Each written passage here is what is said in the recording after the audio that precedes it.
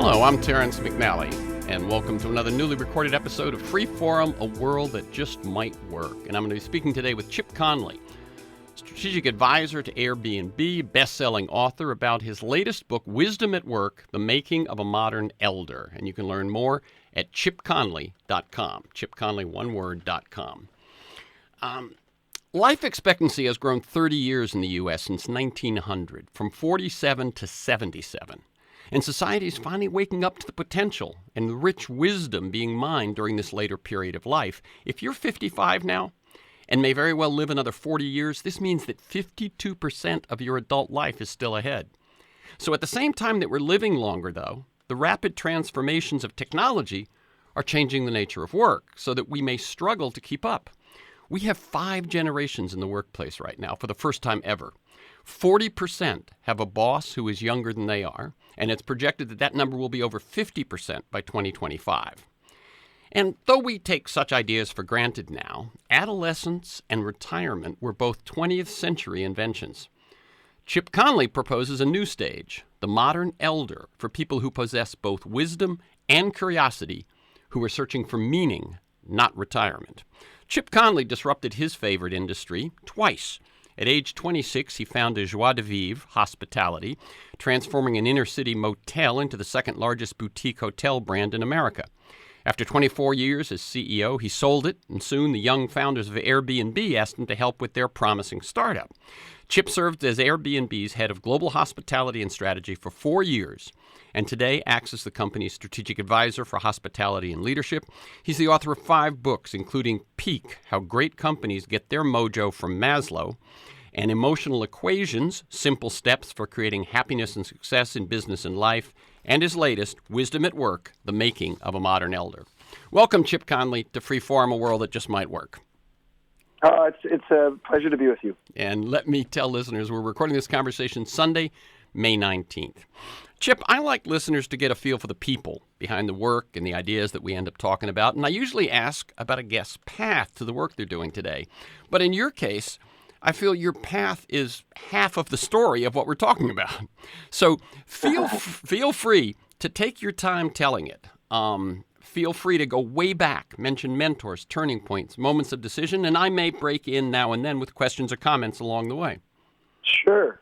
So I grew up in Long Beach, California, and then moved up to Northern California to go to college at Stanford, and I went to the Graduate School of Business there to get my MBA.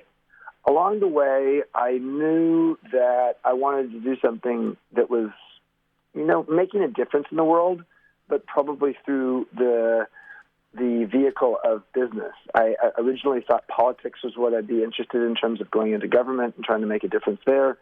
But having worked as an intern on Capitol Hill and on a couple presidential campaigns, I guess I just sort of figured that the place I could make a bigger difference, in a smaller kind of way, bigger difference in terms of my impact, but in a maybe localized way, was actually going into business. And I started my real estate firm, my own company, my own hotel development company, a couple of years out of Stanford Business School at age 26. My mentors at that point were people like my dad, as well. Although I sometimes was at war with him because we have very different skills, and I think he wanted me to be a carbon copy of him, and I was a much more creative type of person, like trying things that were a little bit more unique. And I was fascinated by the idea of boutique hotels, which were just getting off the ground in the mid-1980s. I started a company, and I called it Joie de Vivre, because I felt like the mission statement of the company should also be embedded in the name. And Joie de Vivre is French for joy of life. So our mission was to create joy for both our employees and our customers. I ran that company for 24 years. It became the largest independent hotel company in California, the second largest boutique hotel company in the United States. We created 52 boutique hotels. And then in the bottom of the Great Recession, I just had almost like an awakening that said to me, I can't be doing this any longer. It had been a calling for a long time, and it really turned into a dreary job overnight. And I felt like I was in handcuffs, and I really needed to get out of there. And so I ultimately sold the company and wasn't really sure what was next in my life. There's a great movie, The Intern, with Robert De Niro and Anne Hathaway. And Robert De Niro at some point in the film says he's a 70-year-old intern who's going to be interning for 34-year-old CEO Anne Hathaway. And he says musicians don't retire, they quit when there's no more music left inside of them. So based on that quote, I knew I still had music inside of me at age 52, but I wasn't really sure where I was supposed to share it. And that's about the time that the three young millennial founders of Airbnb approached me to join them 6.5 years ago to help take their small little home-sharing tech startup and turn it into a global hospitality brand. Did they have that big an ambition at that point? They did, very much so. I think their ambition was bigger than their processes to actually get to that ambition, and that was part of what I could do. You know, what was interesting is they were very talented. They are very talented, but two of them were designers, and so they were in the business of thinking about design and creating website design, for example. And then the other was an engineer. So none of them had any business experience or entrepreneurial experience or hospitality or travel industry experience. Wow.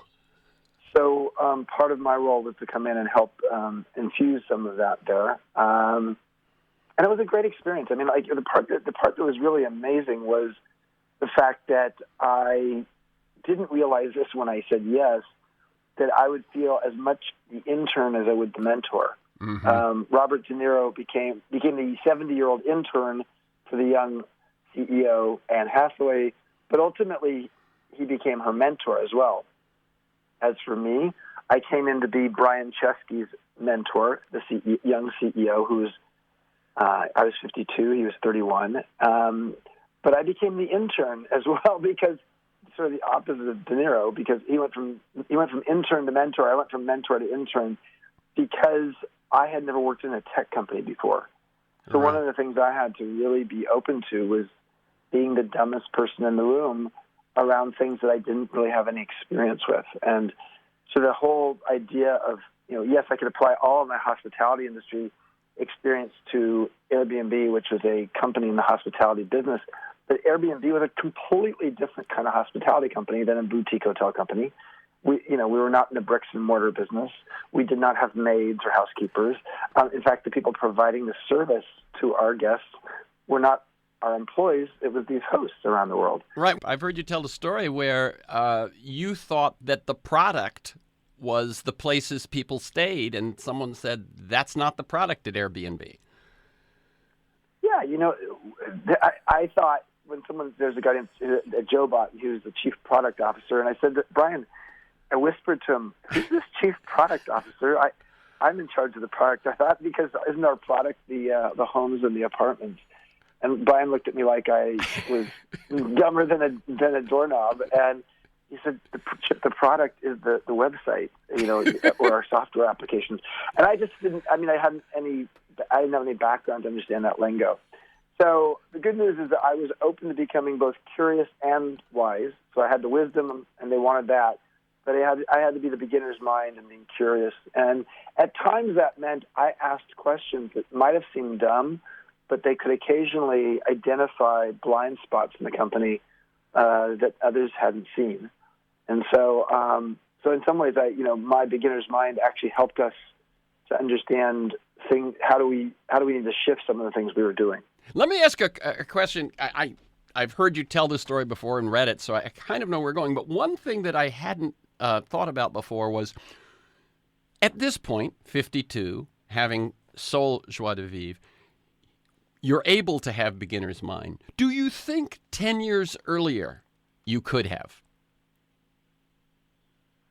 I probably not. No, I think what's really interesting in life is that we underestimate how much change is ahead of us, or how prepared we are for change. There's a beautiful TED Talk by a guy named Dan Gilbert. And the number one thing he was able to point out in that TED Talk was that at all age ranges, people underestimate how much change is ahead of them in their next 10 years. And so No, I think when I needed to sell my company, it came as a revelation, it came as a surprise, and it also came as a relief. Mm-hmm. Yeah. But if you'd asked me a few years earlier, I would have said, "Listen, I'm going to run this company until I'm 80 years old." Right. So And I things assume, change. and I'll be the best person to do that because I know what it is, and right, all that stuff, all that knowing that you held 10 years earlier. So you've got the beginner's mind. You're there. You tell a story actually about you're in a meeting, observing, and the guy running the meeting turns to you and asks you a question that floors you. Can you tell that? The wizard who was running the meeting turned to me and asked, "Chip, if you shipped a feature and no one used it, did it really ship?" Now, as someone who has zero technical background and has never been in a tech company before, on my third day to be in a room full of a dozen engineers half my age, and to have the leader of the meeting, 25 years old, leader of the meeting, turn to me and ask that question, and me look at him like, I have no idea what you're talking about. What does it mean to ship a feature? Exactly. And I, in fact, said to him, Chip is in deep ship, because I don't know what it means to ship a feature. So in essence, I was having to out myself as, someone who just had no clue what this tech lingo was about. Yeah, I just wanted. Okay. I just wanted people to get a sense of how, I mean, see now, sort of, I think it's 6 years later, and people go, well, I've kind of heard that, but this 6 years ago, this stuff was, this is the beginning of Airbnb, the beginning of Uber, the beginning of the sharing economy. This is all brand new stuff. You found that what you brought in your role as mentor, when you thought what you were bringing was the hospitality experience, the business experience, it actually turned out to be something a little deeper. Yeah, that's exactly right. I think what's so interesting is that I was supposed to come in and help them. I was supposed to help Brian understand how to run the company, and I think I definitely did that. But it wasn't as simple as, okay, what does the org chart look like? It had a lot more to do with how do you actually compose yourself as a leader, and how do you understand emotional intelligence as a leader? How are you an emotionally intelligent leader that inspires your people? And then strategically, I was not asked to be the head of global hospitality and strategy. I was just going to be the head of hospitality. But within 3 weeks, I had become the head of global hospitality and strategy, and learning and development, and business development, and business travel, and landlord partnerships, and it ended up becoming a very long run-on sentence. And it was perfectly fine, to be honest with you. The fact that I could use what I'd learned over time and apply it in a new place was very invigorating for me. And the fact that instead of being seen as this 52-year-old dinosaur amongst a place where the average age was 26, I really appreciated that they wanted me there. And I say that, we created a mutual mentorship relationship. Often it was them teaching me DQ, digital intelligence, and me teaching them EQ, emotional intelligence. Yeah, and I imagine there are young people who are precocious at emotional intelligence, but that is one of those skills, talents, aptitudes that grows with age, isn't it? Yes. Your IQ doesn't typically grow as you get older. It's sort of a static number. It doesn't change much. EQ, on the other hand, does get better. It can. That doesn't mean everybody's EQ grows, but one of the things that happens as we get older is we have more self-awareness. We also create pattern recognition, which is another way of describing wisdom. Pattern recognition around ourselves and others and our emotions. And as such, we get much better at being able to be a social being in the world. And the thing that's funny about tech companies is we think of these tech companies as almost like there's these robots in the tech companies running the tech companies. No, tech companies are full of humans. So they're not B2B businesses. They're not B2C. They're not A to Z. They're H to H, human to human businesses. And yet most of the people in tech companies have had very little psychology training or leadership or, management training, and they're technical experts at what they do, and they're really good at it.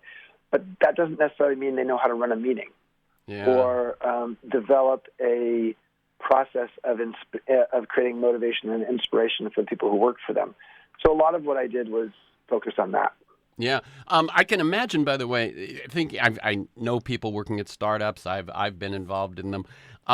Even the ones who say, I've got to learn that stuff, and I could use a little therapy. But as soon as we open the company, as soon as we finish this beta, as soon as we get to 2.0 or 3.0, I'll take some time and do that. That would be my guess is what's happening. Yeah, very much so.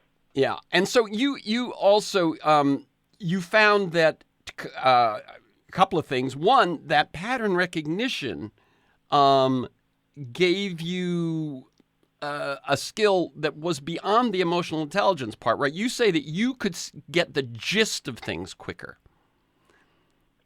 I think what's interesting about the human brain is what we know very well is that when we're young, it's growing quickly. Our brain grows, and one of the things that's quite noticeable in our early adulthood is our recall and our memory are amazing.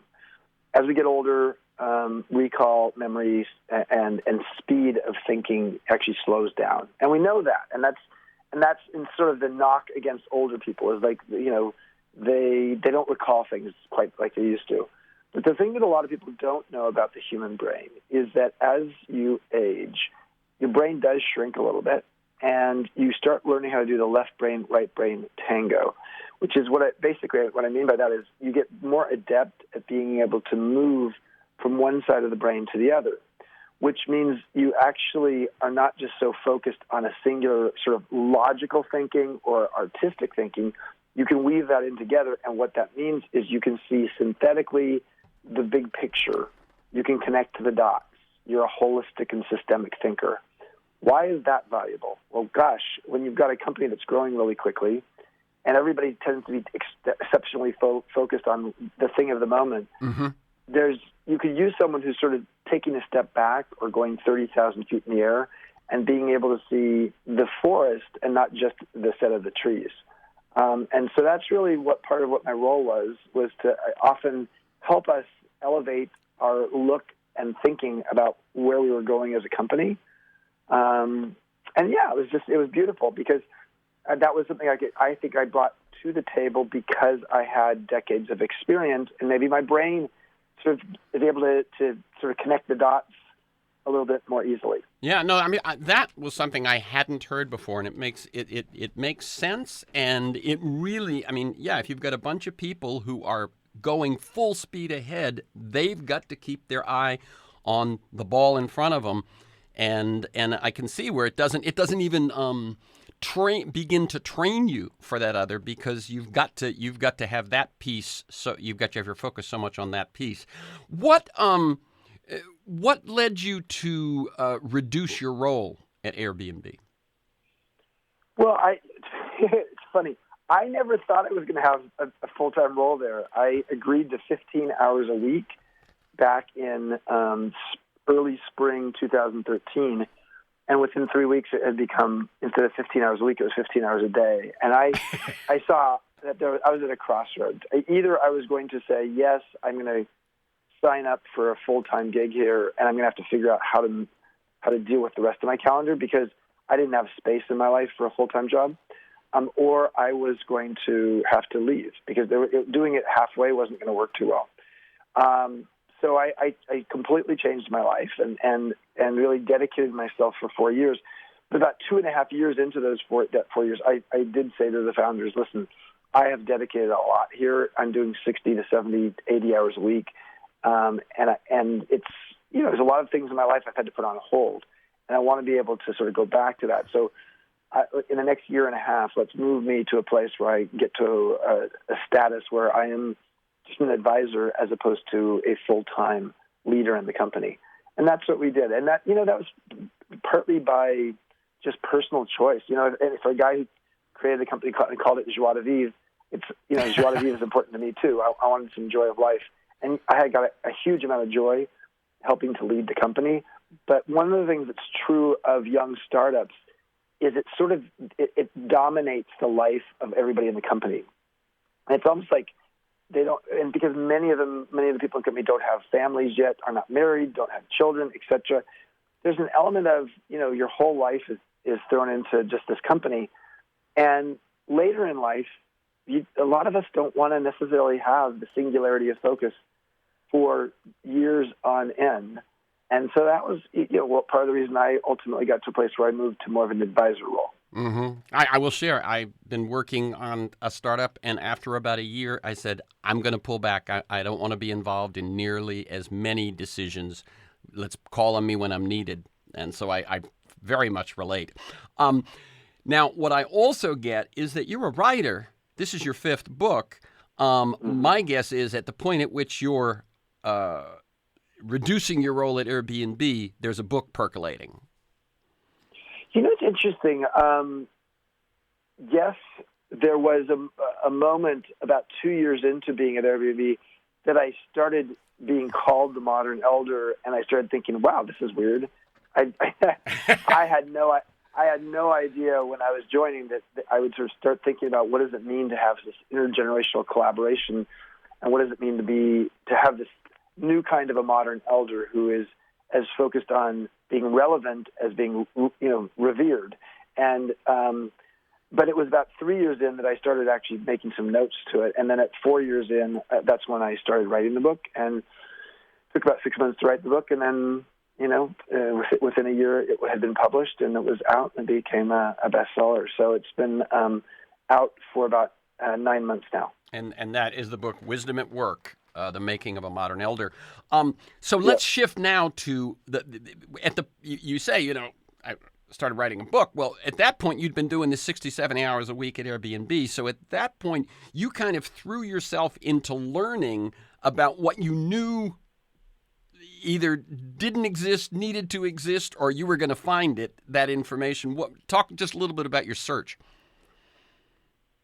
I think the process, my search for the book, you mean? Yeah, in other words, the book is partially, there's your experience, but then there's the whole thing about how, one thing I've heard you point out is that adolescence was coined, 100 years ago? 115 years ago. Right. But there's nothing after that. There hadn't been any new stage kind of since then. Yeah, so it was interesting. As I did a little bit more my research, we all know that the idea of the elder in Western society, especially the U.S., has been a long path towards disintegration in terms of their role in society, and that's fine. It's a more and more power going to younger people, and as we moved from an agrarian to an industrial society, we went from the people who cared about land wisdom, which is the elders, the farmers, to the brawn of industrial, and then the brain of the technological era. So adolescence is a life stage that was created 115 years ago, at least coined 150 years ago. In 1904, when that book Adolescence came out, prior to that, frankly, anybody past puberty, say age 13, was perceived as being an adult. Mm-hmm. And that's why people got married young. People went to, they started working in the coal mining factories at age 13 or 14, and they were in the industrial factories. And that book, Adolescence, helped people to see that maybe adulthood should be 18, not earlier. And so that was a major pivotal shift, and I learned about that as I was writing the book. Similarly, I learned that it's a few decades ago, there was a premise that midolescence, not adolescence, but midolescence, was the era of midlife. And there's a whole bunch of things in midlife that suggest that this is a period of time when people go through hormonal and emotional changes, transitions, except for when we're in midolescence and midlife, we don't get a whole lot of social support because we're adults. We're not, whereas when you're in puberty, you have all of the support from family, from, school counselors, Boy Scouts, sporting teams. You have a lot that helps to support you going through a difficult time. But we don't have that in midlife so much. And so that was one of the things I started to think about is why is it that we have a midlife crisis? And why is it that, the suicide rate, especially for men in their 40s and early 50s, is actually now the highest of any age bracket in U.S. society? So what is it about this period of life that seems to be people are struggling through? And so I started writing the book with that in mind, that this is a book that's not just about how to work in a tech company in your 50s, right? But this is a book that helps people to understand how to stay relevant and be relevant later in life, especially in a world where there is a growing amount of ageism. So all of those were factors, and I interviewed about 150 people. All of that ultimately led me to getting to the place where I decided I would create something called the Modern Elder Academy, which is the world's first midlife wisdom school down in Cabo. It's an hour north of Cabo San Lucas in Baja California Sur, which is in Mexico. Mm-hmm. And it's a three-acre campus, and it's been really, really successful. And so all I know is, people come on a Sunday, they leave on a Sunday, and what's been amazing is how we have learned the sincere thirst that people have, typically between about age 45 and 65, for connecting with other people and talking about and learning how they shift their mindset to be a little bit more aspirational about aging and how they can shift what they've learned, mining their mastery and repurposing it in new ways. And so it's been an amazing experience. We've been fortunate enough to be on the cover of the Sunday New York Times, Sunday Los Angeles Times, cover of the Southwest Airlines magazine back in January. So it's certainly, because it's new, it's getting a lot of attention. Right. Let me just tell people, this is Freeform, a World That Just Might Work. I'm Terrence McNally. I'm speaking with Chip Conley. He's a strategic advisor to Airbnb, best-selling author. His latest book is Wisdom at Work, The Making of a Modern Elder. He's just told you about the Modern Elder Academy, which he began and only recently moved from beta, right? Mm-hmm, yep. And you can learn more about all of this at chipconley.com. Let's go in a little bit more, because the stuff that I find very juicy in what you're talking about, pardon the pun if there is one, is the stuff about the caterpillar and the butterfly, about the liminal stages in growth as we see in caterpillar to butterfly. But you're saying those adolescence and midolescence are liminal stages in humanity. What does that mean? Well, so to be liminal, we know the caterpillar to butterfly journey basically is this. There are three stages. There's a caterpillar that gets all plump and juicy, eating leaves. Then it actually spins itself a chrysalis cocoon. And then actually it enters the cocoon and it liquefies. But it actually, within the caterpillar, there were these things called the imaginal discs. The imaginal discs are the thing within it, the seed within it, that actually allowed it to convert into being a colorful butterfly that can fly. And ultimately, it emerges from the cocoon and a completely different, kind of being or insect. I don't know if a butterfly is an insect, but you understand what I'm saying? Yeah. So it has three phases. There's the caterpillar and the butterfly are the 1 and 3. The middle phase is the gooey phase of being in the cocoon. That's liminal. To be liminal is to be in transition. Generally speaking, when we're in transition, it's gooey, it's not pretty, and it's, just like in the middle of puberty, you start having acne and you're a little awkward and you've grown too much and you've outgrown clothes and you're just sort of a little bit sometimes socially awkward, and all of those things are part of what happens in a liminal period. The problem for a lot of people is they don't realize that liminality is life. Its transitions are part of life. And so you're not, even in adulthood, even in your 50s or 60s, you're not always going to look like perfect. You're gonna actually be awkward. And so helping people to see that and to see that is natural allows people to use more of a growth mindset. So there's two kinds of mindsets, a fixed and a growth mindset. If you take a fixed mindset toward the world, you tend to focus only on those things you can win and you're successful at. But that sort of means you play in a small sandbox because you don't try things that you're not going to be very good at. And that ends up limiting what you can do in your life. If you take a growth mindset, you're not focused on winning, you're focused on learning. And if you're focused on learning, that means you actually get better with time at things.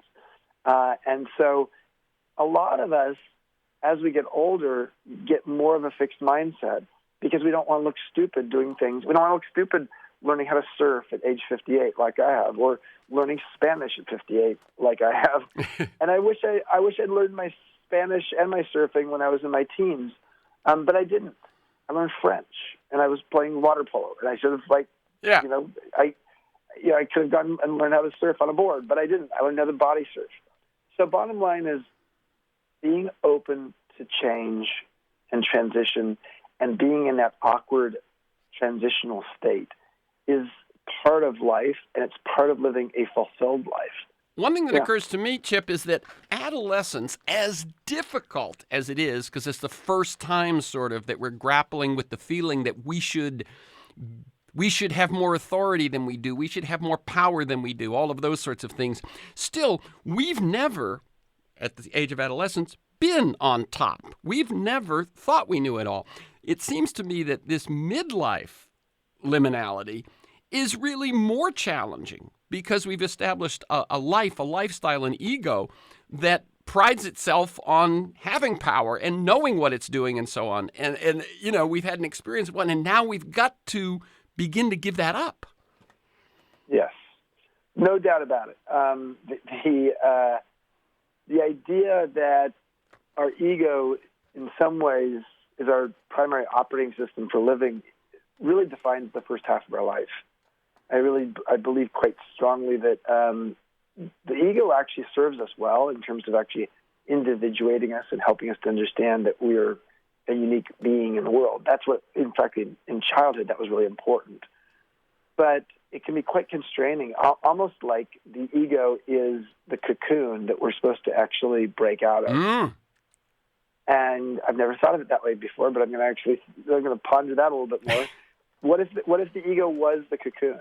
And what we're supposed to break out of is something that actually can fly, like a soulful butterfly. And I think that that's really interesting. That we would imagine that if you stay in the ego confines of the ego, it will actually keep you in a relatively dark place. Yeah. When in fact there's the opportunity to transcend it, which suggests that you don't let your ego get in the way of your learning or of your loving or of your willingness to go out and try new things. Right, of your vulnerability, really, right? Because every time you try something new, whether it's learning something new, being with someone new, trying something new, you have to accept vulnerability that maybe you'd gotten good at not needing. Mm-hmm. And one other metaphor or image that you use briefly is the one of rites of passage. Can you talk about how that fits here, and then I know you've got to go, so we'll bring it to a close. Yeah, rites of passage are something that was studied again around the same time as adolescence got coined as a word 115 years ago. A guy named Arnold van Gennep, a cultural anthropologist, studied indigenous societies, especially religious pilgrimages, and what he found was there are sort of three phases of a rite of passage. And then that was popularized by a guy named Joseph Campbell, The Hero's Journey. And in fact, the Star Wars movies by George Lucas were based upon Joseph Campbell's Hero's Journey. And the premise is that there's this sort of severance from the past. Again, the butterfly caterpillar to the butterfly is also an example of this. There's the severance from the past of who you were. Then you go off into this new place that's liminal and often full of challenges. and then you come back to the community as in a new form. I mean, think of it going into the U.S. military. Mm-hmm. You know, you leave your family, you get your head shaved, you end up in boot camp, you go through a year being a plebe, being sort of like the lowest on the totem pole, and you start building this identity of being a military person, and then you come back into society as that new person. So that's another way to look at it. And rites of passage, one of the things that's really relevant about this is we as society have tended to help people go through rites of passage during transitional times of their lives. And if you look at indigenous societies like the Native Americans, or in Africa, or in certain parts of Asia like Bali, they have rites of passage at particularly important periods of people's lives. We sort of have it in the U.S. too. I mean, a wedding is a rite of passage, Mm-hmm. because it's a transitional time where you're committing yourself and you're going to live with someone else, and in puberty we have bar mitzvahs and bat mitzvahs, and in the Latino society or Latin society, we have quinceañeras, and even frankly going from adolescence to adulthood, you have a graduation ceremony, graduating from childhood, Mm-hmm. a commencement ceremony. Mm-hmm. Commencement actually takes you into adulthood. Right, the commencement So- of adulthood, yeah. Yeah, we don't have that in midlife, though. That's There's nothing like that. Yeah, and what we used to have was the gold watch at retirement, and that was it. Yes, that's right. As if, somehow, and again, that was all premised on the idea that somebody stays in their job for 40 years, and then they, earn the gold watch at the end. Frankly, at that point in their life, they don't really want to look at their watch anymore, because the watch is, time is, in the old days, time had become their enemy.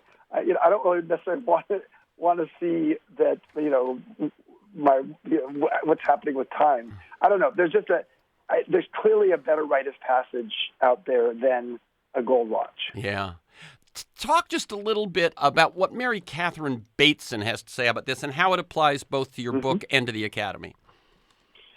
So Mary Catherine Bateson was the daughter of Margaret Mead and Gregory Bateson. Margaret Mead, a cultural anthropologist, Gregory Bateson, a well-known psychologist. And she wrote a book and talked about the idea of a midlife atrium.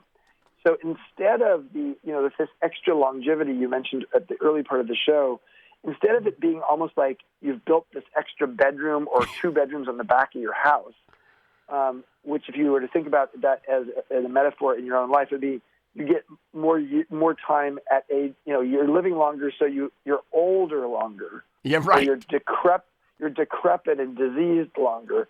Well, that's not really how this longevity thing's working. The way it's working is people are actually healthy and, frankly, in midlife longer. The period of midlife has expanded. And what that means to me is not that we're building a couple extra bedrooms on the back of the house. Instead, what it means is we're actually building an atrium in the middle of the house. And Mary Catherine Bateson calls this the midlife atrium. And what she means is that in our 40s and 50s, maybe it's a time we're supposed to reflect, like you might on an atrium where there's air and sun and light coming in, so you can reflect on what's next for yourself. Now, most of us don't think of that way in our 40s and 50s. It's sort of like you're sort of on a path and you don't have time to do that. And yet, I think this idea of a midlife atrium or even a gap year in midlife is not a bad thing, because, as you said earlier, if you're 55 years old and you're going to live another 40 years, you're actually not even halfway through Adult life. your Yeah. adulthood if you start counting at age 18. So because of that, we need to recognize, my God, my life's going to be a lot different in the future, but we don't prepare people for how they can curate their life in that way. Yeah. No, the reason that I reached out to you, Chip, was that I do think this is something which is bigger than people realize, more prevalent than people realize. As you have pointed out elsewhere, the opioid crisis, the suicides at this midlife, when people lose a job and the jobs that are now available, they are not suited for. So if we are adding 10 years to our life, but power is moving younger and younger because it's technological power in the business world, this is a challenge. And I think your thinking and your book and your academy speak to that challenge. Got it. Thank you. The book is Wisdom at Work, The Making of a Modern Elder. The website is chipconley.com. And if you have any last words you want to offer? Well, all I can say is we would love to have you join us at the Modern Elder Academy. We offer all kinds of beautiful scholarships. So it's a socio-economic diverse place and a social enterprise. But if you don't want to do that much of a commitment of coming down for a week, read the book. And I think you'll find that it will give you a new sense of the aspirational nature of moving into elderhood. Very good. Thank you, Chip Conley, and keep up the good work. Thanks, Terrence. For this conversation and many other interviews, articles, transcripts of interviews, and to join me in pursuit of a world that just might work, go to terrencemcnally.net or aworldthatjustmightwork.com. They're the same website. So that's terrencemcnally.net, TERRENCEMCNALLY, one word, or aworldthatjustmightwork.com. That's all one word, a world that just might work. And they're the same website. Now, if you want to receive my weekly email announcement of guests and issues, plus I usually put in 8 to 10 articles that flesh out the conversation we're having, plus some things that I think are relevant, timely, and maybe even attention-getting in terms of what's wrong and solutions that are happening. You can sign up at my site, or you can email me at temcnally@mac.com, TEMCNALLY@mac.com. You can also subscribe and listen to the Freeform podcast at Apple Podcasts and many other podcast sites. Some of you may still look at Apple Podcasts as iTunes. That works as well.